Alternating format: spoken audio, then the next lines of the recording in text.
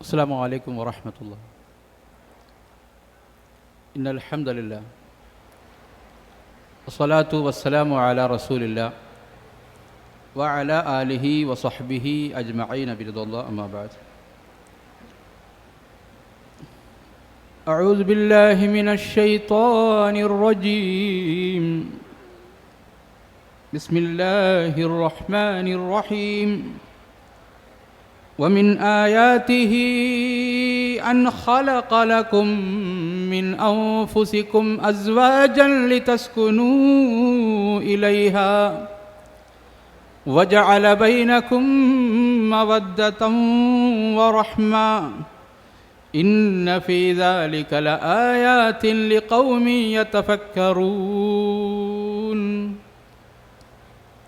കുടുംബം, ദമ്പതികൾ എന്ന വിഷയം സംസാരിക്കാനാണ് നിർദ്ദേശിക്കപ്പെട്ടിട്ടുള്ളത്. റമദാനിലെ 20ാമത്തെ ദിവസം ഈ ഉച്ചനേരത്ത് ഇങ്ങനെ സംഗമിച്ചിരിക്കുന്നതിൻ്റെ പിന്നിൽ നമുക്ക് വളരെ കൃത്യമായൊരു ലക്ഷ്യമുണ്ട്, അല്ലേ? പരലോകത്ത് വിജയിക്കണം, അതിന് എന്താണ് മാർഗം എന്നാലോചിക്കാൻ, അത് കണ്ടെത്താൻ, അത് പഠിക്കാൻ, ആ വഴി സ്വീകരിക്കാനാണ് നമ്മൾ ഇവിടെ സംഗമിച്ചിട്ടുള്ളത്. വിശ്വാസം എങ്ങനെയായിരിക്കണം എന്നതാണ് രാവിലത്തെ സെഷനിൽ നമ്മൾ കേട്ടത്. ഇനി നമ്മുടെ ജീവിതത്തിലെ വളരെ പ്രധാനപ്പെട്ട മറ്റൊരു മേഖലയാണ് കുടുംബം എന്ന് പറയുന്നത്. ആ കുടുംബജീവിതം നന്നാക്കാതെ നമുക്ക് അള്ളാഹുവിൻ്റെ മുന്നിൽ, പടച്ചവൻ്റെ മുന്നിൽ കൈകെട്ടി നിന്ന് അള്ളാഹു ചോദിക്കുന്ന ചോദ്യങ്ങൾക്ക് സമാധാനം പറയുക എന്നത് സാധ്യമല്ല. അതുകൊണ്ട് റബ്ബ് എന്തെല്ലാമാണ് നമുക്ക് ഈ വിഷയത്തിൽ നിർദ്ദേശങ്ങളായി നൽകിയിട്ടുള്ളത് എന്ന് അറിയുകയാണ് ഈ സെഷനിലെ നമ്മുടെ ലക്ഷ്യം. ഞാനൊരു കഥ കൊണ്ട് തുടങ്ങാം. ആ കഥയുടെ പൊരുൾ പിന്നെ പറയാം ഇൻഷാ അല്ലാഹ്. ഒരു തമാശ കഥയാണ്. ചിലപ്പോൾ പല നാട്ടിലും പല കോലത്തിലും ഇതിങ്ങനെ ഉണ്ടാവും. ഒരു പെണ്ണിനെ പാമ്പ് കടിച്ച് മരിച്ചുപോയി എന്ന് ഡോക്ടർ പറഞ്ഞാണ്. അങ്ങനെ പെണ്ണിൻ്റെ മയ്യത്തുകൊണ്ട് കഫനൊക്കെ ചെയ്ത് മയ്യത്ത് കട്ടിലേറ്റിയിട്ട് അങ്ങനെ പള്ളിക്കാട്ടിലേക്ക് കൊണ്ടുപോവാണ്. കൊണ്ടുപോയി വഴിക്ക് വെച്ചിട്ട് ഈ കട്ടിൽ ചുമന്നുകൊണ്ട് നടക്കണ ഒരാളുടെ കാല് മരത്തിൻ്റെ വേരിൽ തട്ടിയിട്ടേ ഈ ചങ്ങാതിൻ്റെ കാലിടറി ഈ ചങ്ങാതി വീണു. സ്വാഭാവികമായിട്ട് എന്ത് സംഭവിച്ചു? കട്ടിൽ താഴെ വീണു. കട്ടിൽ താഴെ വീണത് പരമാർത്ഥം ഈ പെണ്ണ് ചാടി എണീച്ചു കട്ടിലിൽ നിന്ന്. ആരും മരിച്ച പെണ്ണ് സത്യത്തിലൊരു മരിച്ചിട്ടുണ്ടായിരുന്നില്ല. മനസ്സിലായോ? ചില കേസിൽ ഡോക്ടർമാർ തെറ്റായിട്ട് റിപ്പോർട്ട് കൊടുക്കുന്നതാണ്. അങ്ങനെ എന്താ സംഭവിച്ചതെന്നൊക്കെ പറഞ്ഞു കൊടുത്തു. നിങ്ങൾ മരിച്ചിട്ട് കുഴിച്ചിടാൻ കൊണ്ടുപോവാണ്. ഇങ്ങനെ സംഭവിച്ചു പോയതുകൊണ്ട് നിങ്ങൾക്ക് പുതുജീവൻ കിട്ടിയതാണ്. പെണ്ണിന് വലിയ സന്തോഷമായി. തിരിച്ച് വീട്ടിലേക്ക് കൊണ്ടുപോയി ഭർത്താവിനോടൊപ്പം ജീവിച്ചു. പഴയതുപോലെ കുറേ കാലം ജീവിച്ചു. പിന്നെ ശരിക്കും ഈ പെണ്ണ് മരിച്ചു. വീണ്ടും ഈ പെണ്ണിനെ കുളിപ്പിച്ച് കൊണ്ടുപോവാണ്. അതേ വഴി തന്നെയാണ്. പഴയ സ്ഥലത്തിയപ്പോൾ ഭർത്താവ് പുറകിൽ നിന്ന് വിളിച്ചു പറഞ്ഞു, ശ്രദ്ധിക്കണേ, ആരും വേരിലൊന്നും തടയരുതെന്ന്. മനസ്സിലായോ? എന്ന് പറഞ്ഞാൽ ഈ മുതലിനെ ഇങ്ങോട്ട് കൊണ്ടുവരരുതെന്നാണ് അതിൻ്റെ അർത്ഥം. അങ്ങനെ പല കഥകളുണ്ട് സ്ത്രീകളെ സംബന്ധിച്ച് പുരുഷന്മാർ പറയണത്, അല്ലേ? അതിൻ്റെ പൊരുൾ നമുക്ക് ഇൻഷാ അല്ലാഹ് പിന്നീട് ചർച്ച ചെയ്യാം, എന്തുകൊണ്ടാണ് അങ്ങനെ സംഭവിക്കുന്നത്. ഇതുപോലെ എന്നോട് ചോദിച്ചിട്ടുണ്ട്. അത് പുരുഷനല്ല കേട്ടോ, ഒരു സ്ത്രീയാണ്. ഞാനിങ്ങനെ പരലോകം, സ്വർഗം, നരകമൊക്കെ ക്ലാസ് എടുത്ത് ഇങ്ങനെ നിൽക്കുമ്പോൾ പിന്നെ സമയമുണ്ട്. അപ്പോൾ സംശയം ചോദിക്കാൻ പറഞ്ഞു. ഇതുപോലെ ഒരു സദസ്സാണ്. അപ്പോൾ ഒരു സഹോദരി ചോദിച്ചു, പരലോകത്ത് സ്വർഗത്തിൽ നമുക്ക് ഇതേ പുതിയാപ്പിളവർ തന്നെ ഇരിക്കുമെന്ന് ചോദിച്ചു. ഞാൻ വിചാരിച്ചു ഇവർക്ക് പുതിയാപ്പിള കിട്ടാനുള്ള താല്പര്യം കൊണ്ട്, ഇതേ പുതിയാപ്പിള കിട്ടാനുള്ള ഇഷ്ടം കൊണ്ടാണെന്ന് കരുതിയിട്ട് ഞാൻ പറഞ്ഞു ഇൻഷാ അല്ലാഹ് അങ്ങനെ തന്നെയായിരിക്കും എന്ന് പറഞ്ഞു. അപ്പോഴത്തേക്ക് ഇവരുടെ മുഖമൊക്കെ കൂടി ചുരുങ്ങി വെള്ളക്ക പോലെയായി. എന്ന് പറഞ്ഞാൽ അവർക്ക് വലിയ താല്പര്യമില്ല എന്നതിൻ്റെ അർത്ഥം. അവർ തമ്മിൽ എന്തോ പൊരുത്തക്കേടുണ്ട്. ആ പൊരുത്തക്കേടിൻ്റെ ഭാഗമാണ് നമ്മൾ നേരത്തെ കേട്ടത്. നമുക്കിനി നമ്മുടെ ക്ലാസ്സിലേക്ക് വരാം. കഥയുടെ ബാക്കി ഇൻഷാ അല്ലാഹ് ഞാൻ പിന്നെ പറയാം. കഥകൾ അനേകമുണ്ട്. അങ്ങനെ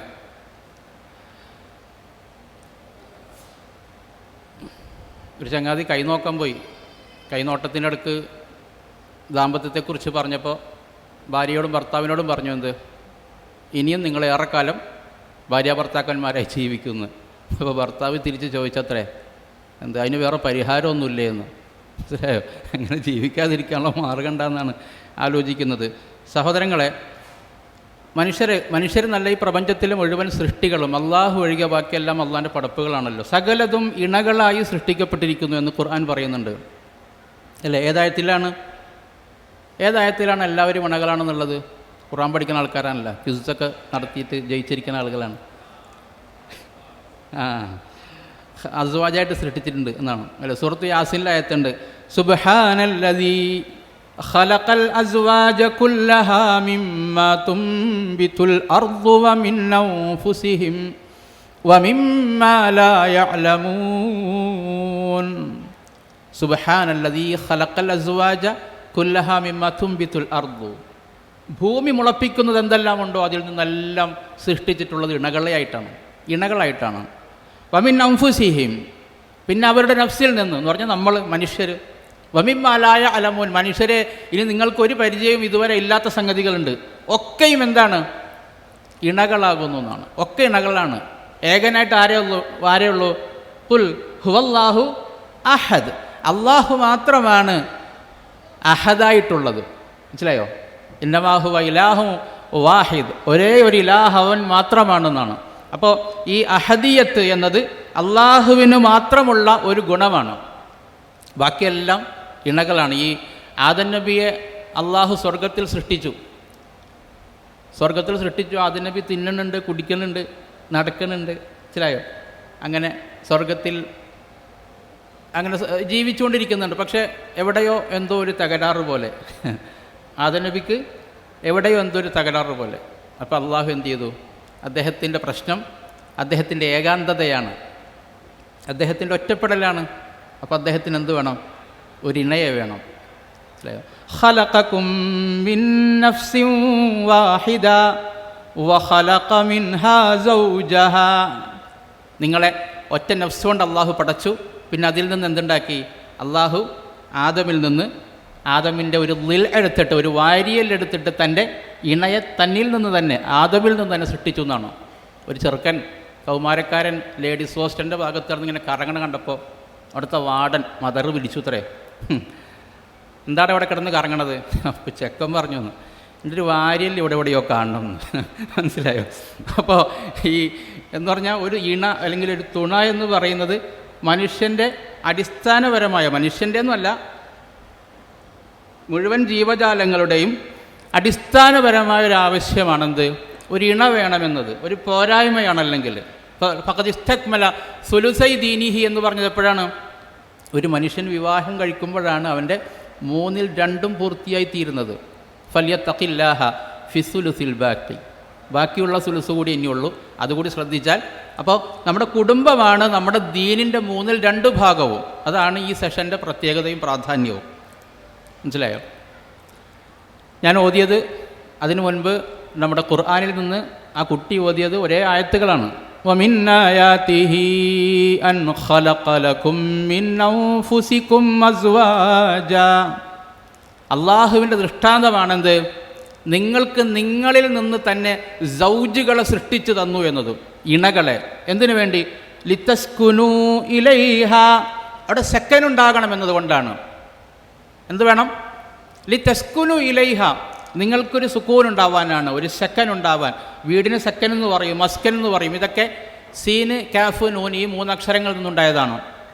സമാധാനം ഉണ്ടാവാനാണ് അല്ലേ?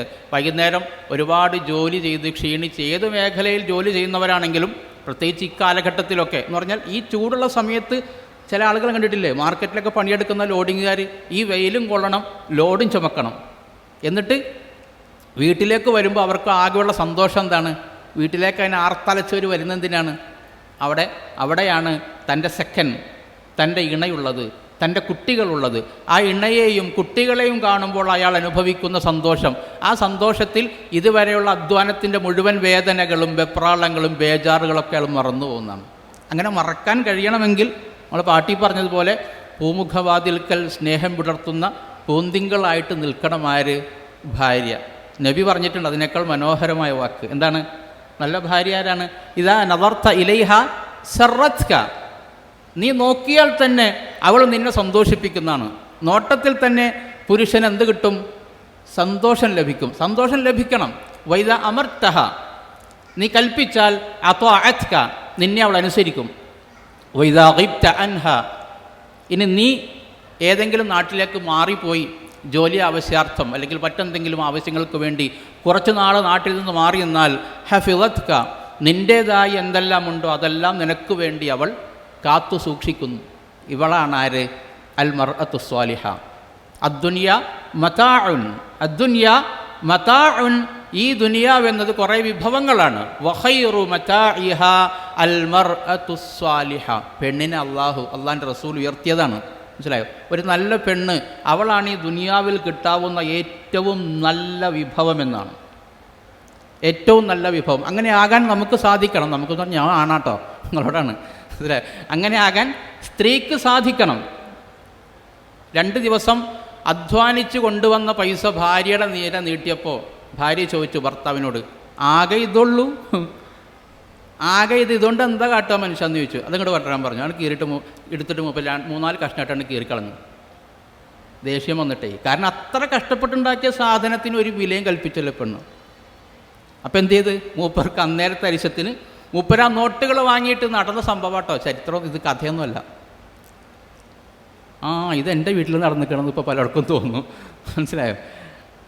അങ്ങനെ ഉണ്ടാകാൻ പാടില്ല എന്നാണ്. ഭർത്താവിനെ സ്വീകരിക്കേണ്ടത് എങ്ങനെയാണ്? നോക്കുമ്പോൾ തന്നെ സന്തോഷം കൊടുക്കാൻ പറ്റണം. അതാണ് മുഅ്മിനത്തായ പെണ്ണ് എന്ന് പറയുന്നത്. വീട്ടിൽ സമാധാനം ഉണ്ടെങ്കിൽ ആ വീട് സ്വർഗമാണ്. ഇനി വീട്ടിൽ സമാധാനം ഇല്ലെങ്കിലോ അതൊന്നുകിലൊരു ജയിലാണ്, അതല്ലെങ്കിൽ അതിനേക്കാൾ മോശമായ നരകവുമാണ്. ലോകത്തെ സ്വാധീനിച്ച, ലോകത്ത് ഇന്നും ചർച്ച ചെയ്യപ്പെടുന്ന കുറേ മഹാന്മാർ തെരുവിൽ കിടന്ന് മരിച്ചിട്ടുണ്ടെന്നാണ്. തെരുവിൽ കിടന്ന് മരിച്ചിട്ടുണ്ട്. ചിലരുടെ ബോഡിയൊക്കെ ഈ മഞ്ഞ് മൂടി പോയിട്ടുണ്ട്. എന്താണ്? വീട്ടിൽ കിടന്നുറങ്ങാൻ പെണ്ണുമ്പിള്ള സമ്മതിക്കാഞ്ഞിട്ടേ പുറത്തിറങ്ങിപ്പോയതാണ്. മരിച്ചുപോയി ആള്. എന്നിട്ട് ആളുകൾ പിന്നീട് തിരിച്ചറിയും, ഇത്ര മഹാനായ ഒരു മനുഷ്യൻ ഇവിടെ കിടന്ന് മരിക്കേ, ഇതെങ്ങനെ സംഭവിച്ചു? വേറൊരു കുഴപ്പമില്ല, കെട്ടിയോളെ കയ്യിലിരിപ്പുണ്ടാണ്. അതല്ലെങ്കിൽ കുറച്ച് ഇയാളുടെ കയ്യിലുണ്ടാവും. മനസ്സിലായി? അപ്പോൾ കുടുംബം മോശമായിട്ടുണ്ടെങ്കിൽ അത് തന്നെ മതി ഒരാൾക്ക് അത് നരകമായി തീരാൻ. അതുകൊണ്ടാണ് ഇത്തരം ചോദ്യങ്ങൾ ഉണ്ടാകുന്നത്. എന്ത്? ഇതിന് പരിഹാരമൊന്നുമില്ലേ? ഇവളെൻ്റെ കൂടെ ജീവിക്കുക, ഇത്ര കാലം ജീവിക്കുമെന്നതിന് ആ ചോദ്യങ്ങൾ അല്ലെങ്കിൽ ഉണ്ടാവില്ല. ആ ചോദ്യം ഉണ്ടാവുമോ? ഇല്ല, ഒരിക്കലും ഉണ്ടാവില്ല അങ്ങനത്തെ ചോദ്യങ്ങൾ. അത്തരം ചോദ്യങ്ങൾ ഉണ്ടാവില്ലെന്ന് മാത്രമല്ല, തൻ്റെ ഇണയ്ക്ക് വേണ്ടി പ്രാർത്ഥിക്കുന്നവനായിരിക്കും ഭർത്താവ്, തൻ്റെ ഇണയ്ക്ക് വേണ്ടി പ്രാർത്ഥിക്കുന്നവളായിരിക്കും ഭാര്യ. അത് തീർച്ചയാണ്. റസൂലുള്ളാഹി സ്വല്ലല്ലാഹു അലൈഹി വസല്ലം, നമുക്ക് ചരിത്രം നോക്കിയാൽ അങ്ങനെ അനേകം സംഭവങ്ങൾ കാണാൻ പറ്റും. 9 ഭാര്യമാർ ഒരേ സമയത്തുണ്ടായിരുന്നു. എന്നിട്ടും അഭിപ്രായം ചോദിച്ചപ്പോൾ എന്താ പറഞ്ഞത്? ഭാര്യമാരിൽ ഒരാൾ വകാന ഖുലുഖുഹു അൽ ഖുർആൻ എന്ന് പറയണമെങ്കിൽ ആ മനുഷ്യൻ്റെ, പ്രവാചകൻ്റെ സ്വഭാവ മഹിമ എത്ര ഉന്നതമായിരിക്കണം. അത്ര ഉന്നതമായിരിക്കണം ആര്? ഭർത്താവ്. മനസ്സിലായോ? എങ്ങനെയാണ് ഇങ്ങനെ ഭാര്യമാരെ സ്വാധീനിച്ചത്? അവരെ ഹെൽപ്പ് ചെയ്യും വീട്ടിൽ. മനസ്സിലായോ? നിങ്ങൾക്ക് ഇവിടെ എന്താണ് പണി എന്ന് പെണ്ണിനോട് ചോദിക്കരുത്. പ്രത്യേകിച്ച് പണിയൊന്നും പറയാനുണ്ടാവില്ല. പക്ഷേ പണി ഒഴിഞ്ഞ നേരം ഉണ്ടാവില്ല. അങ്ങനെ ഒരു കൂട്ടരാണ് നമ്മുടെ വീട്ടിലൊക്കെ സ്ത്രീകൾ, നമ്മുടെ ഇണകൾ, അല്ലെങ്കിൽ നമ്മുടെ വീട്ടിലുള്ള മറ്റു സ്ത്രീകളൊക്കെ. എന്താ പണിയെന്ന് വെച്ചാൽ ഒന്നുമില്ല. നിനക്കെന്താണ് പണി? ഒരു പണി ഉണ്ടാവില്ല. പക്ഷേ പണി ഒഴിഞ്ഞ നേരമില്ല. അതുകൊണ്ട് റസൂലുള്ളാഹി സ്വല്ലല്ലാഹു അലൈഹി വസല്ലം ജോലികളിൽ സഹായിക്കുമായിരുന്നാണ്. സഹാബികളടക്കം ഈ മൃഗങ്ങളെ എന്ന് പറഞ്ഞാൽ കറവയുള്ള മൃഗങ്ങളെ കറന്നു കൊടുക്കും. എന്തെങ്കിലും അരിയാനോ മറ്റോ ഉണ്ടെങ്കിൽ അതിൽ സഹായിക്കും. പാത്രങ്ങൾ കഴുകി കൊടുക്കും. ഇത്യാദി കാര്യങ്ങളിലൊക്കെ പ്രവാചകൻ സല്ലല്ലാഹു അലൈഹി വസല്ലം തൻ്റെ ആരാണ്? ഈ ലോകത്തെ അവസാനത്തെ ദൂതനാണ്. ലോകത്തിന് മുഴുവൻ വഴികാട്ടാനായി വന്ന പ്രവാചകനാണ്. ഒട്ടേറെ രാഷ്ട്രീയമായ കാര്യങ്ങളുണ്ട്, മതപരമായ കാര്യങ്ങളുണ്ട്. ഇതിനിടയിലാണ് ഇതിന് സമയം കണ്ടെത്തുന്നത് പ്രവാചകൻ സല്ലല്ലാഹു അലൈഹി വസല്ലം. നമുക്കും ബാധ്യതയുണ്ട്. നല്ല നിലയിൽ മുന്നോട്ട് പോകണമെങ്കിൽ എന്തെല്ലാം കാര്യങ്ങൾ വേണമെന്നത് 2 കൂട്ടരും നന്നായി പഠിക്കേണ്ടതാണ്. ആര്? ആണ് പഠിക്കണം, പെണ്ണ് പഠിക്കണം. മനസ്സിലായോ? അതിലൊന്നാമതായിട്ട് വേണ്ടത് തസാമുഹാണ്. തസാമുഹ എന്ന് പറഞ്ഞിട്ടുണ്ടെങ്കിൽ എന്ത് പറയാം? വിട്ടുവീഴ്ച എന്ന് പറയാം. വിട്ടുവീഴ്ച ഉണ്ടാകണം. അങ്ങോട്ടും ഇങ്ങോട്ടും എന്തെങ്കിലുമൊക്കെ പൊരുത്തപ്പെട്ട കൊടുത്താൽ മാത്രമേ ഈ വണ്ടി ജീവിത നൗക തുഴഞ്ഞ് അക്കരെ എത്തുള്ളൂ. അല്ലെങ്കിൽ പാതിക്കൊച്ച് മുങ്ങിപ്പോവും. ഭർത്താവ് ഭാര്യയെ തലക്കടിച്ച് കൊല്ലുന്നത് അതുകൊണ്ടാണ്. എന്തുകൊണ്ട്? ഇത് മുന്നോട്ട് പോകാതെ. തമാശ പറഞ്ഞല്ല കേട്ടാ. നമ്മളെത്ര വാർത്തകളാണ് കാണുന്നത് ഓരോ ദിവസവും. ശരിക്കും നമ്മളൊക്കെ ഇസ്ലാഹി കുടുംബങ്ങൾ എന്ന നിലയിൽ, ഇസ്ലാമിക കുടുംബങ്ങൾ എന്ന നിലയിൽ നമ്മളൊക്കെ അനുഭവിക്കുന്ന ഒരു സുഖമുണ്ട്, ഒരു സന്തോഷം. മറ്റ് പലയിടങ്ങളിലും ഇതില്ല. ഞാനിപ്പോൾ എറണാകുളം ടൗണിലൊരു സ്കൂളിലാണ് വർക്ക് ചെയ്യുന്നത്. ഏതാണ്ട് പകുതിയിലധികം കുടുംബങ്ങളും ബ്രോക്കൺ ഫാമിലീസാണ്, തകർന്ന കുടുംബങ്ങൾ. ഇതുവരെ ഞാൻ വർക്ക് ചെയ്തിരുന്നത് ഒരു ഗ്രാമപ്രദേശത്താണ്. 2 കൊല്ലം മുമ്പ് അങ്ങോട്ട് ചെന്നത്. ഞാൻ ചെന്ന ദിവസം നടന്ന സംഭവം പറയാം. ചെന്നന്ന് ലൈബ്രറിയൻ കൂടിയായ ഒരു മാസ്റ്റർ കയ്യിൽ ഒരച്ഛനും സ്കൂളിൽ കുട്ടിയായ അദ്ദേഹത്തിൻ്റെ മകളും വന്നിട്ട് കുറച്ച് പുസ്തകങ്ങൾ കൊടുത്തു, ലൈബ്രറിയിലേക്ക് സംഭാവന. അവർ പോയി കഴിഞ്ഞപ്പോൾ എന്നോട് സാറ് പറഞ്ഞു, ഈ വന്ന കുട്ടിയില്ലേ, ഇവളുടെ അച്ഛനല്ല അത്, അവളുടെ അമ്മേനെ പിന്നെ കല്യാണം കഴിച്ചതാണ്, അല്ല അവളുടെ അമ്മ അദ്ദേഹത്തെ അങ്ങോട്ട് കല്യാണം കഴിച്ചതാണ്. മനസ്സിലായോ? ഇങ്ങനെ കുടുംബ തകർച്ചകൾ ഉണ്ടാകാൻ കാരണം ഒന്നുകിൽ വിട്ടുവീഴ്ച ഇല്ലായ്മ, അല്ലെങ്കിൽ പരസ്പരം മനസ്സിലാക്കാൻ കഴിയാതെ പോകുന്നതാണ്. വിട്ടുവീഴ്ചയില്ല, ആരും കടുകിന് വിട്ടുകൊടുക്കില്ല. ഭാര്യയെക്കുറിച്ച് പുറത്തൊക്കെ നല്ല അഭിപ്രായം പറയും. എൻ്റെ ഭാര്യ നന്നായിട്ട് പാചകം ചെയ്യും, നന്നായിട്ട് കറി വെക്കും, അവൾ എന്തുണ്ടാക്കിയാലും നല്ല രുചിയാണ് എന്നൊക്കെ പുറത്ത് പോയി പറയും, ഓഫീസിൽ പറയും, സഹപ്രവർത്തകരോട് പറയും, കുടുംബക്കാരോട് പറയും. പക്ഷേ ഇതുവരെ ഈ വിവരം ഭാര്യയോട് പറഞ്ഞിട്ടില്ല. മനസ്സിലായി? അങ്ങനത്തെ ആളുകളുണ്ടാവും. ഭാര്യയോട് നല്ല വാക്കും പറയാത്ത ആളുകൾ, ഒരു സ്നേഹവും പ്രകടിപ്പിക്കാത്ത ആൾക്കാർ. ഈ പ്രകടിപ്പിക്കാത്ത സ്നേഹത്തിന് എന്താ അർത്ഥമുള്ളത്? അതിന് സ്നേഹം തന്നെ പറയാൻ പറ്റുമോ? പ്രകടിപ്പിച്ചിട്ടില്ല സ്നേഹം മക്കളോട്. എപ്പോഴെങ്കിലും ഒരു മുഷ്ക് പിടിച്ച ജോലി, എൻ്റെ ജോലി എന്താണെന്ന് എനിക്കറിയാവോ എന്ന് ചോദിച്ചിട്ട് ഇങ്ങനെ മസിൽ പിടിച്ച് മുഷ്കായി നിൽക്കുന്ന ഭർത്താക്കന്മാരെ പൊതുവിൽ ഭാര്യമാർക്ക് ഇഷ്ടമായിരിക്കില്ല. ഭാര്യമാർ കൂടുതൽ റൊമാൻസ് ആഗ്രഹിക്കുന്ന ആളുകളായിരിക്കും, പ്രത്യേകിച്ച് ജീവിതത്തിൻ്റെ ആദ്യ കാലഘട്ടങ്ങളിലൊക്കെ. അന്നേരം അത് വേണം. റസൂലുള്ളാഹ് എത്ര വയസ്സ് കഴിഞ്ഞിട്ടുണ്ട്? 53 വയസ്സൊക്കെ ആയപ്പോഴല്ലേ ആയിഷ റളിയല്ലാഹു അൻഹയായിട്ടുള്ള ജീവിതം തുടങ്ങിയത്. എന്നിട്ട് ഓട്ട മത്സരം നടത്തിയെന്ന്. ഈ 53 വയസ്സുള്ള പ്രായമുള്ള പ്രവാചകൻ, ഈ 10, 12, 13 വയസ്സുള്ള ആയിഷ റളിയല്ലാഹു അൻഹ, ഞാനും നബിയും ഓട്ട മത്സരം വെച്ചിട്ടുണ്ടെന്നാണ്. അപ്പോൾ അവരോടൊപ്പം അവരുടെ മനസ്സിനനുസരിച്ച് പ്രവാചകൻ നിന്നു കൊടുത്തിട്ടുണ്ട്.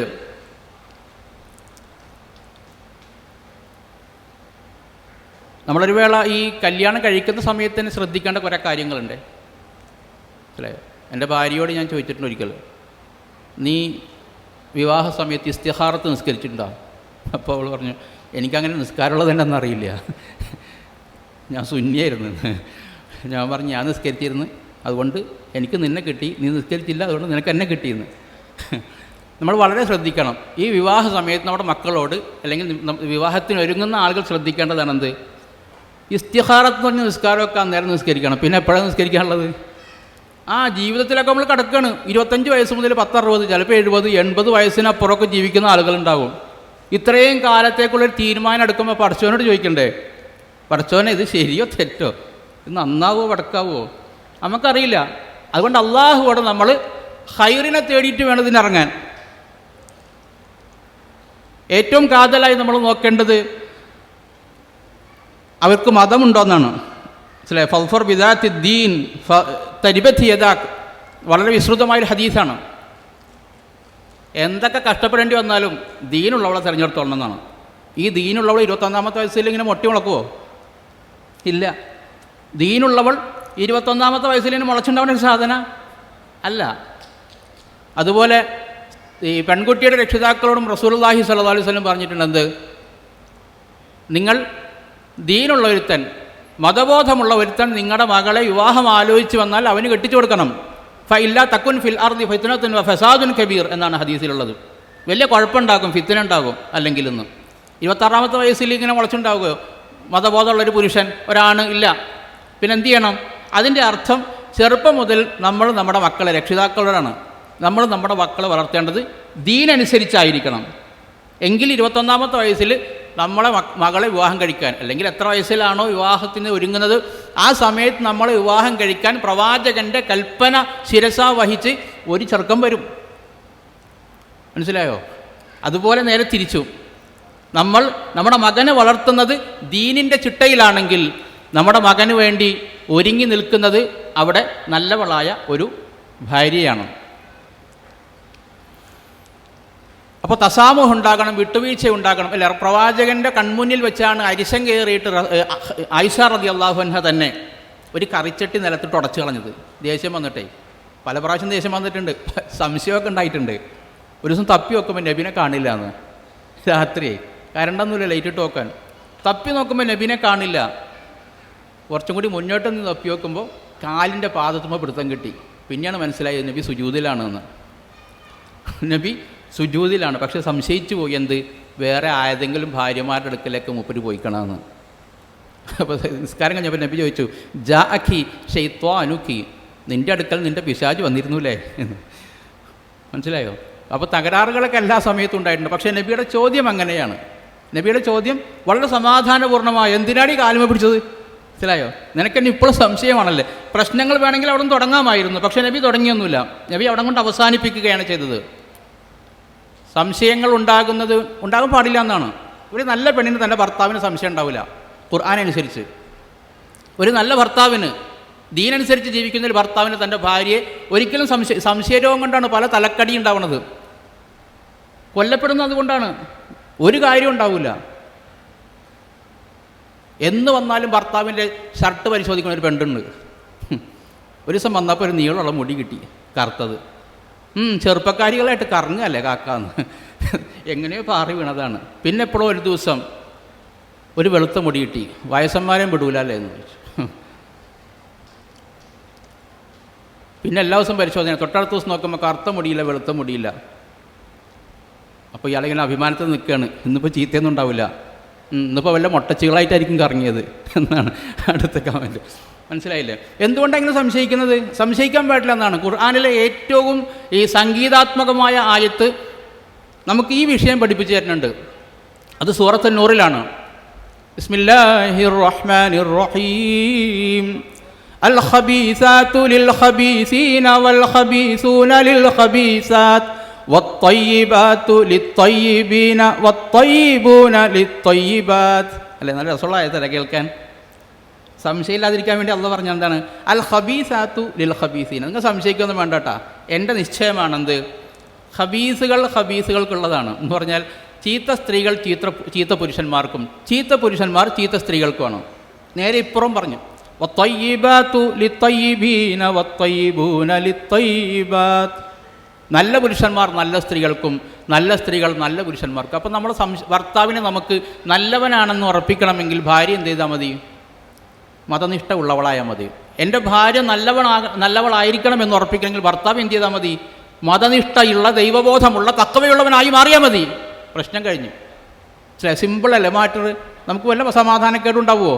ഒരു കുഴപ്പമില്ല, സുഖമായിട്ട് ജീവിക്കാം.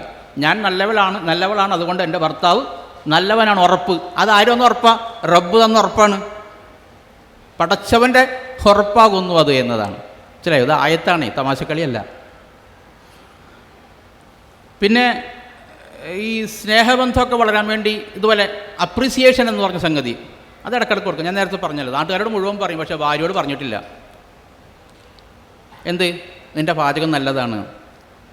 മനസ്സിലായി? ഏതെങ്കിലും ഡ്രസ്സൊക്കെ ഇടുമ്പോൾ നല്ല അഭിപ്രായം പറയുന്നത്, ഈ ഡ്രസ്സ് ഇട്ട് നല്ല അടിപൊളിയായിട്ടുണ്ട് കേട്ടാ. തിരിച്ചിങ്ങോട്ടും പറയുക.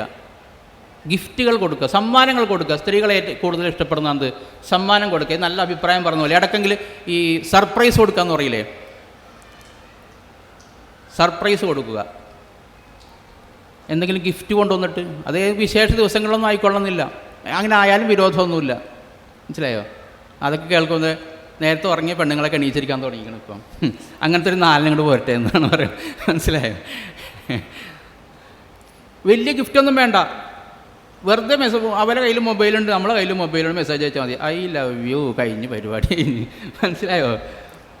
അല്ലെങ്കിൽ നമ്മൾ പോരുന്ന സമയത്ത് കലശലായ വേദനയോ അസുഖമോ ഉണ്ടായിട്ട് അവിടെ കിടന്നുറങ്ങുന്ന ഒരാളെയാണ് നമ്മൾ കണ്ടു പോരുന്നതെങ്കിൽ ഇടയ്ക്കൊരു മെസ്സേജൊക്കെ, ഇപ്പം എങ്ങനെയുണ്ട്, തലവേദന കുറവുണ്ടോ, ചാടി കട്ടിലിൽ നിന്ന് എന്തോ ചെയ്ത്താൻ കൂടി വരെ എണീക്കലുണ്ട്, പിന്നെ പുതപ്പൊക്കെ കളഞ്ഞിട്ട്. എന്നിട്ട് ഭക്ഷണം ഉണ്ടാക്കേണ്ടെന്ന് തീരുമാനിച്ച ആ പെണ്ണ് ചിലപ്പോൾ 4 തരം കറി ഉണ്ടാക്കിയിട്ട് നമുക്ക് ചോറ് തരും. എന്തുകൊണ്ടാണ്? നമുക്ക് പുരുഷന്മാരെ സംബന്ധിച്ചിടത്തോളം ഇത്തിരി ഈ വല്ല പേനയോ മിഠായിയോ ഒക്കെ സമ്മാനം തന്ന നല്ല മിഠായി ആയിരിക്കുവാണ് ഇവിടെ എന്ന് വെച്ച് വലിച്ചെറിയും. നമുക്ക് കാര്യമായ എന്തെങ്കിലും സഹായങ്ങളാണ് വേണ്ടത്. പക്ഷെ അവർക്ക് അങ്ങനെയല്ല. ഈ ചെറിയ മെസ്സേജ് മതിയാവും. അല്ലെങ്കിൽ ഒരു മിഠായി, മനസ്സിലായോ, ഇന്ന് ഞാൻ എനിക്കൊരു മിഠായി കൊണ്ടു നിൽക്കണം എന്ന് പറഞ്ഞിട്ട് കൊടുത്താൽ അത് വലിയ സന്തോഷമായിരിക്കും. ഇന്നത്തെ കറി നന്നായിട്ടുണ്ട്, വെറും കുറ്റം മാത്രം പറഞ്ഞാൽ വലിയ അടങ്ങാറാണ്. നമുക്ക് ആർക്കാലും സഹിക്കൂല. അങ്ങനെ ഉണ്ടോ? അത് നമുക്ക് സഹിക്കുമോ? നമ്മൾ സ്കൂൾ അധ്യാപനം എന്ത് ചെയ്താലും എച്ചമ്മ ചീത്ത തന്നെ, പെണ്ണുമ്പോഴാണ് ഞാൻ കൊല്ലുമെന്ന്, അല്ലേ? അങ്ങനെ നമ്മൾ മാറിയെന്ന് പറയുള്ളൂ. അതുപോലെ തന്നെ പെണ്ണുങ്ങളും പറയും, ഈ കാക്കാനെ ഞാൻ വിഷം കൊടുത്ത് കൊല്ലും. എന്ത് ചെയ്താലും കുറ്റം പറയുക, അല്ലെങ്കിൽ കുറ്റങ്ങൾ മാത്രം എടുത്ത് പറയുക, ഒരു നന്മയും പറയാതിരിക്കുക. അങ്ങനെ ഒരു നന്മയില്ലാത്ത മനുഷ്യരുണ്ടാവുമോ? അല്ലേ? സ്ത്രീ പുരുഷന്മാരുടെ ഈ ബന്ധത്തെക്കുറിച്ച് പറയുന്നിടത്തല്ലേ ഖുർആൻ ഈ അഭിപ്രായം പറഞ്ഞത്? അസ അൻ തക്റഹു ഷൈഅൻ, അല്ലേ? നിങ്ങൾ വെറുക്കുന്നൊരു സംഗതിയിൽ നന്മയുണ്ടായിരിക്കുമെന്ന് ഖുർആൻ പറഞ്ഞത് അവിടെയാണല്ലോ. വെറുപ്പിനുള്ള വക മാത്രമല്ല,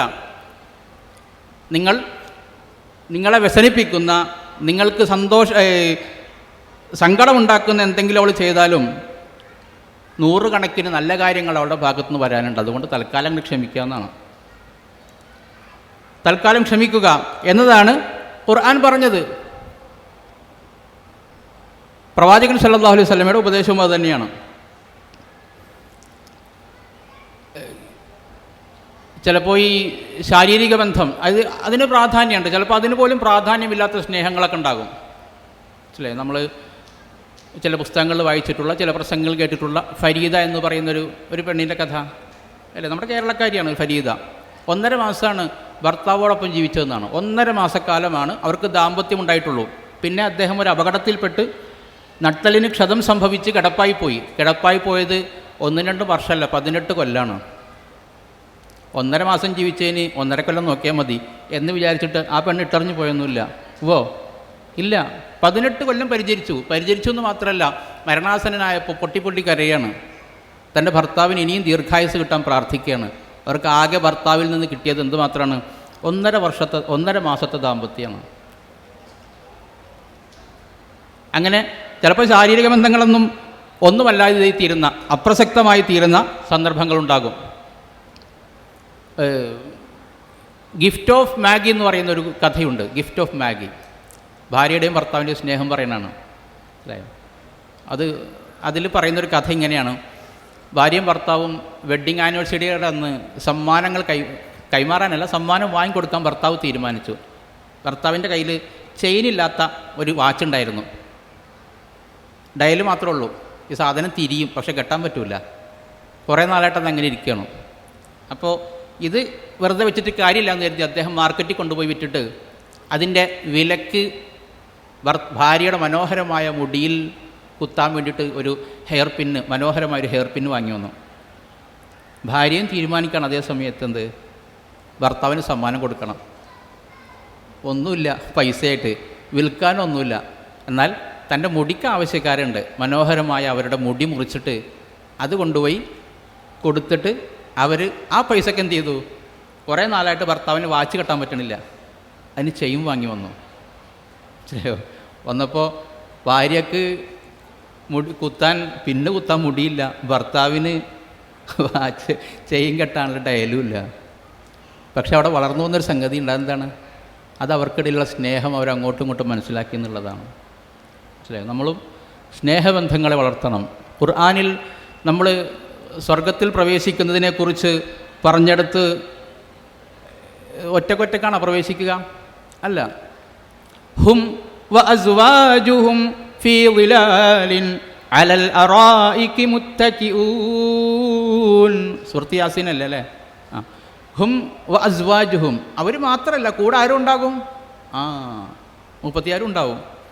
അവരും അവരുടെ ഇണകളും അള്ളാഹുവിൻ്റെ അതിവിശാലമായ സ്വർഗത്തണലുകളിൽ അങ്ങോട്ടും ഇങ്ങോട്ടും പരസ്പരം ചാരിക്കുത്തിരുന്ന് ദുനിയാവിലെ കഥയൊക്കെ പറയും. എന്തായിരുന്നല്ലേ കഷ്ടപ്പാട്, അല്ലേ? മക്കളൊക്കെ പോറ്റാൻ കുറേ അടങ്ങേറായിക്കണേ. അങ്ങനെ നമ്മൾ ആദർശം സ്വീകരിച്ചിട്ട് കുറേ തെറിയും കേട്ടിക്കണേ. എന്നൊക്കെ നമ്മൾ നമ്മുടെ സങ്കടങ്ങൾ പറയുന്നത് ഒറ്റയ്ക്കിരുന്ന് വെറുവിറുക്കല്ല. പിന്നെ തൊട്ട് മുമ്പിൽ നമ്മുടെ ഭർത്താവുണ്ട്, ഇപ്പുറത്ത് ഭാര്യയുണ്ട്. അന്യോന്യം കണ്ടുകൊണ്ട് അലങ്കൃതമായ സോഫകളിൽ അള്ളാഹു അതിനുള്ള വലിയ തൗഫീക്ക് നമുക്ക് തെരുമാറാകട്ടെ. മറ്റൊരായത്തിൽ ഉദ്ഖുലുൽ ജന്നത അൻതും വഅസ്വാജുകും തുഹ്ബറൂൻ. സ്വർഗത്തിൽ നിന്ന് ആഹ്വാനമാണ്, ഇങ്ങോട്ട് കയറിപ്പോരേട്ടാ, ഇങ്ങോട്ട് കയറിപ്പോരി. ആരാണ്? അൻതും വഅസ്വാജുകും, നിങ്ങൾക്കും പോരാം നിങ്ങളുടെ ഇണകൾക്കും പോരാം. തുഹ്ബറൂൻ, ഇവിടെ ദുഃഖമൊന്നുമില്ല, ഇവിടെ ആർമാദിക്കാനുള്ള വരവാണ്. ഇവിടെ വന്ന് നിങ്ങൾക്ക് ഇനി ആർമാദിക്കാം, നമ്മളെ സന്തോഷിക്കാനും ആനന്ദിക്കാനും വേണ്ടി സ്വർഗത്തിൻ്റെ ഉള്ളിൽ നമ്മൾ വിളിയുണ്ടാവുന്നതാണ്. അങ്ങനെ വിളിക്കപ്പെടണമെങ്കിൽ നമ്മൾ അങ്ങനെയായിരിക്കണം ജീവിക്കേണ്ടത്. ചില കുറേ കാര്യങ്ങൾ ശ്രദ്ധിക്കാനുണ്ട്. തമാശയ്ക്ക് പറയാറുണ്ട്, പരസ്പരമുള്ള തെറ്റിദ്ധാരണയാണ് ദാമ്പത്യ ജീവിതത്തിൻ്റെ അടിസ്ഥാനം. തെറ്റിദ്ധാരണ എന്നല്ല, ശരിയായി തന്നെ ധരിച്ചിട്ട് ഭാര്യ ഭർത്താവിനെയും ഭർത്താവ് ഭാര്യയെയും ഉൾക്കൊണ്ടുകൊണ്ട് ജീവിച്ചാൽ വളരെ സുഖമാണ്, സ്വർഗീയ ജീവിതമാണ് അല്ലേ. ചില ആളുകൾക്ക് സ്വർഗം ദുനിയാവിൽ വെച്ച് തന്നെ അനുഭവിക്കാൻ പറ്റുമെന്ന് പറയുന്നുണ്ട്. ഇങ്ങനെ ജീവിക്കുന്ന സ്ത്രീ പുരുഷന്മാർക്കാണ്, ഭാര്യ ഭർത്താക്കന്മാർക്കാണ് വിട്ടുവീഴ്ചയോടുകൂടി ചില കാര്യങ്ങളൊക്കെ ശ്രദ്ധിച്ച് പ്രവാചകൻ മാതൃക കാണിച്ചതുപോലെ ജീവിക്കാൻ സാധിച്ചാൽ. കുറച്ച് നാളുകൾക്ക് മുൻപ് ഈ ഒളിച്ചോട്ടം എന്ന് പറഞ്ഞ സംഗതി പൊതുവിൽ ഒരു അനിഷ്ടകരമായ, നമുക്ക് വെറുപ്പുള്ള സംഗതിയാണ്. അങ്ങനെ അങ്ങോട്ട് ഓടിപ്പോയാലും നമ്മളെ വീട്ടിലേക്ക് ഇങ്ങോട്ട് ഓടി വന്നാലും ഒക്കെ സംഗതി സുഖമില്ലാത്ത സംഗതിയാണ്. പക്ഷേ രസമുള്ള സന്തോഷകരമായ ഒരു ഒളിച്ചോട്ടം നമ്മൾ കുറച്ച് നാൾ മുമ്പ് പത്രത്തിൽ വായിച്ചിരുന്നു. എനിക്ക് തോന്നുന്നു 2-3 വർഷമായി തോന്നുന്നുണ്ട്. ഒളിച്ചോടിയത് ഏതാണ്ട് 70 വയസ്സുള്ള കാർന്നോരും അവരുടെ 65 വയസ്സുള്ള മെമ്പർന്നോളും കൂടിയാണ്. അല്ലേ, 70 വയസ്സുള്ള കാർന്നോരും വായിച്ചിരുന്നില്ല ആ വാർത്ത? അവർക്ക് 5 മക്കളാണ്, ദരിദ്രരാണ്. ഈ 5 മക്കളിൽ ഒരാൾക്ക് പോലും 2 പേരെയും ഒരുമിച്ച് ഒരു വീട്ടിൽ നിർത്തി സംരക്ഷിക്കാനുള്ള വകയില്ല. 2 പേർക്ക് തിന്നാൻ കൊടുക്കണം, മരുന്ന് വാങ്ങി കൊടുക്കണ്ടേ, അതിന് വകുപ്പില്ലാത്തതുകൊണ്ട് മക്കളിൽ 2 പേര് തീരുമാനിച്ചു, ഉമ്മാനെ നീ കൊണ്ടോ, ബാപ്പാനെ ഞാൻ കൊണ്ടുപോകാമെന്ന്. പിറ്റേന്ന് നേരം വെളുക്കുമ്പോൾ ഒരു കത്താണ് കാണുന്നത്, ഉമ്മാക്കും ബാപ്പാക്കും പകരം ഞങ്ങൾ എവിടെയെങ്കിലും പോയി ഒന്നിച്ച് ജീവിച്ചോളാം. മനസ്സിലായോ? ഞങ്ങളെ പങ്കിട്ടെടുക്കേണ്ടതില്ല, ഞങ്ങളെ നിങ്ങൾ വിഭജിച്ചെടുക്കേണ്ടതില്ല, വിഭജിക്കപ്പെടാൻ ഞങ്ങൾ ഒരുക്കമല്ല എന്ന് പറഞ്ഞിട്ട് അവർ കത്തെഴുതി വെച്ച് പോയി എന്നാണ്. ഇത് നടന്ന സംഭവമാട്ടോ, ഉത്തരേന്ത്യയിൽ, നമ്മുടെ ഇന്ത്യ രാജ്യത്ത് നടന്നതാണ്. മുസ്ലിം ഫാമിലിയാണെന്നാണ് എൻ്റെ ഓർമ്മ. അവരുടെ പേരൊക്കെ ഉണ്ടായിരുന്നു അന്ന്. നോക്കൂ, അപ്പോൾ ഈ വയസ്സാങ്കാലത്ത് ഖുർആൻ പറഞ്ഞതാണ് എന്ത്? വമിൻ ആയാത്തിഹി അൻ ഖലഖ ലക്കും മിൻ അൻഫുസികും അസ്വാജൻ ലിതസ്കുനു ഇലൈഹാ വജഅല ബൈനകും മവദ്ദതൻ വറഹ്മ. മവദ്ദത്തും റഹ്മത്തും ഇട്ടു തന്നിട്ടുണ്ടെന്നാണ് നിങ്ങളുടെ ഉള്ളിൽ. മവദ്ദത്തിന് പ്രണയമാണ്. അതിങ്ങനെ പരസ്പരം ആവോളം അങ്ങോട്ടും ഇങ്ങോട്ടും കൊടുത്തും വാങ്ങി നിൽക്കണം. കൊടുക്കാഞ്ഞാൽ ഇത് കിട്ടില്ല. അങ്ങനെ ഒരു പ്രശ്നമുണ്ട്. ഇത് കൊടുക്കാഞ്ഞാൽ കിട്ടില്ല. സ്നേഹം എന്നത് നമ്മളൊരാൾക്ക് കൊടുത്തിട്ടില്ലെങ്കിൽ കിട്ടുമോ? 10 വട്ടമൊക്കെ കൊടുക്കും തിരിച്ച്. എന്നിട്ടും ഇയാൾ മൈൻഡ് ചെയ്യുന്നില്ലെങ്കിൽ, തിരിച്ചു തരുന്നില്ലെങ്കിൽ, നമ്മൾ അവഗണിക്കുകയാണെങ്കിൽ പിന്നെന്തിനാ കൊണ്ടുപോയി കൊടുക്കുന്നത്? മൂക്കില്ലാത്തടത്ത് അത്ര മണപ്പിക്കാൻ പോകേണ്ട കാര്യമുണ്ടോ എന്ന് അവരിലൊരാൾ തീരുമാനിച്ചു കളയും. അങ്ങോട്ടും ഇങ്ങോട്ടും കൊടുക്കാൻ വാങ്ങാൻ വേണം. എത്രയാണ് ഭർത്താവിൻ്റെ സ്ഥാനം ഒരു വീട്ടിലെന്ന് പറയുന്ന പല ഹദീസുകളുണ്ട്, പല ആയത്തുകളുണ്ട്. അതിലൊരു ഹദീസ് റസൂലുള്ളാഹിയോട് ഇങ്ങനെ ആരാധന മൂത്തിട്ട്, ഇഷ്ടം മൂത്തിട്ട്, അങ്ങനെയല്ലേ, ഫാൻസൊക്കെ ഉണ്ടാവുമല്ലോ. അപ്പോൾ ഒരു ഫാൻ വന്നിട്ട് എന്ന് പറഞ്ഞാൽ അക്കാലത്ത് ജീവിച്ച മനുഷ്യരിൽ ഒരാൾ വന്നിട്ട് നബിയോട് ചോദിച്ചു, നബിയെ ഞാൻ അങ്ങയുടെ മുമ്പിൽ ഒന്ന് സുജൂദ് ചെയ്തോട്ടെ. നബിയുടെ വാക്കുകളൊക്കെ കേട്ടിട്ടേ, സ്വഭാവ മഹിമ കണ്ടിട്ട്, മഹത്വം കണ്ടിട്ട് നബിയോട് ചോദിച്ചു, ഞാൻ സുജൂദ് ചെയ്തോട്ടെ എന്ന് ചോദിച്ചു. നബി പറഞ്ഞു, സുജൂദ് ചെയ്യേ, പടപ്പിൽ നടക്കൂല. അങ്ങനെ ഒരു സുജൂദ് ഉണ്ടാകുമായിരുന്നെങ്കിൽ അത് ആർക്കായിരിക്കും? ഭാര്യ ഭർത്താവിനായിരിക്കും. അത്ര മഹത്തരമായ സ്ഥാനത്തുള്ളയാളാണ് ഭർത്താവ് എന്ന് സ്ത്രീ മനസ്സിലാക്കണം. തനിക്ക് വേണ്ടി ബാപ്പയെ, ഉമ്മയെ, കൂടപ്പുറപ്പിങ്ങളെ, നാടിന് അഡ്രസ്സൊക്കെ മാറിയല്ലേ അല്ലേ? പെണ്ണിൻ്റെ കല്യാണത്തോടുകൂടി ഫുൾ അഡ്രസ്സ് മാറുകയാണ്. വീട്ടുപേരാണോ പറയുക? സ്വന്തം വീട്ടുപേരല്ല പറയുക, ഭർത്താവിൻ്റെ വീട്ടുപേരിലാണ് എൻ്റെ കത്ത് വരുന്നത്. ഭർത്താവിൻ്റെ വീട്ടുപേരാണ് ഈ ആധാർ കാർഡിലുള്ളത്, ബാങ്ക് ബുക്കിലുള്ളത്, എല്ലാത്തിലും മൊത്തം മാറുകയാണ്. അങ്ങനെ ഒരുത്തി വരുമ്പോൾ അവളെ എങ്ങനെ പരിഗണിക്കണമെന്ന് ഭർത്താവ് കൂടി പഠിച്ചാൽ നമ്മുടെ ജീവിതം ധന്യമാകും. ഇസ്ലാമികമായ ചിട്ടവട്ടങ്ങളും കൂടി ഒത്തുകഴിഞ്ഞാൽ പരലോകവും ധന്യമാകും. അങ്ങനെ ജീവിക്കാൻ, മരണം വരെയും ആ നിലയിൽ തന്നെ മുന്നോട്ട് പോകാൻ, അങ്ങനെ പരലോകത്ത് അൻതും അസ്വാജുക്കും തുഹ്ബറൂൻ എന്ന് ക്ഷണിച്ച് സ്വർഗത്തിലേക്ക് കയറ്റപ്പെടുന്ന മഹാഭാഗ്യവാന്മാരായ ദമ്പതികളിൽ നാം ഏവരെയും അള്ളാഹു ഉൾപ്പെടുത്തി അനുഗ്രഹിക്കുമാറാകട്ടെ. ഒരു കാര്യം കൂടി പറയാനുണ്ട്, ചിലപ്പോൾ അടുത്ത ഇതിലേക്ക് പറയായിരിക്കും, ഞാനത് തുടങ്ങി വെച്ചേക്കാം. അതിതാണ്, ഈ ഞാൻ നേരത്തെ പറഞ്ഞല്ലോ എൻ്റെ സ്കൂളിൽ ഒരു 60% ബ്രോക്കൺ ഫാമിലീസാണെന്ന്. അതിൻ്റെ അനന്തരഫലം എന്താണെന്ന് അറിയാമോ? അതിൻ്റെ അനന്തരഫലം ആ കുടുംബങ്ങളിൽ നിന്ന് വരുന്ന മിക്കവാറും മക്കൾക്ക് അനുസരണക്കേടുണ്ടാകും. വേറെ ഏതെങ്കിലും തരത്തിലുള്ള ആളുകളുമായിട്ട് ഞങ്ങളൊരു ദിവസം സ്കൂൾ ടൂർ കഴിഞ്ഞ് വന്നിട്ട്, ഞാനൊന്നും പോയിരുന്നില്ല, സ്കൂളിലെ അധ്യാപക വിനോദയാത്രയും കഴിഞ്ഞ് വന്ന് രാത്രി 2 മണിക്കാണ്. അപ്പോൾ ഈ കുടുംബത്തിൽപ്പെട്ട ഒരുത്തൻ രാത്രി 2 മണിക്ക് സ്കൂളിൻ്റെ പരിസരത്ത് അർദ്ധരാത്രിയിൽ കിടന്ന് കറങ്ങുകയാണ്. ചോദിക്കാൻ ആളില്ല. ബാപ്പ വേറെ പോയി, ഉമ്മ കിടന്ന് ഉറങ്ങിക്കഴിഞ്ഞപ്പോൾ വാതിൽ തുറന്നിറങ്ങിയതാണ്. ഇവനിടക്കിടക്ക് ഇങ്ങനെ ഇറങ്ങി വരുമെന്ന് മനസ്സിലായോ? അപ്പോൾ ഭാര്യയും ഭർത്താവും ഇങ്ങനെ സ്നേഹിച്ചും പരസ്പരം പരിഗണിച്ചും ഒത്തൊരുമയിൽ കഴിഞ്ഞിട്ടില്ലെങ്കിൽ തകർന്നു പോകുന്നത് ആ കുടുംബമാണ്. കുടുംബം തകരുക എന്ന് പറഞ്ഞാൽ അടുത്ത ജനറേഷൻ തകരുക എന്നർത്ഥം. പുതിയ തലമുറ നശിച്ചു പോകുന്നു എന്നതാണ് അർത്ഥം. നമുക്കങ്ങനെ ദുരവസ്ഥ വന്നുകൂടാ എന്ന നിശ്ചയം നമുക്കുണ്ടാകണം. അള്ളാഹു നാം ഏവരെയും അനുഗ്രഹിക്കുമാറാകട്ടെ. ഞാൻ എൻ്റെ വാക്കുകൾ ചുരുക്കുന്നു. വആഖിറു ദഅവാന അനിൽ ഹംദുലില്ലാഹി റബ്ബിൽ ആലമീൻ. വസ്സലാമു അലൈക്കും വറഹ്മത്തുള്ളാഹി വബറകാതുഹു.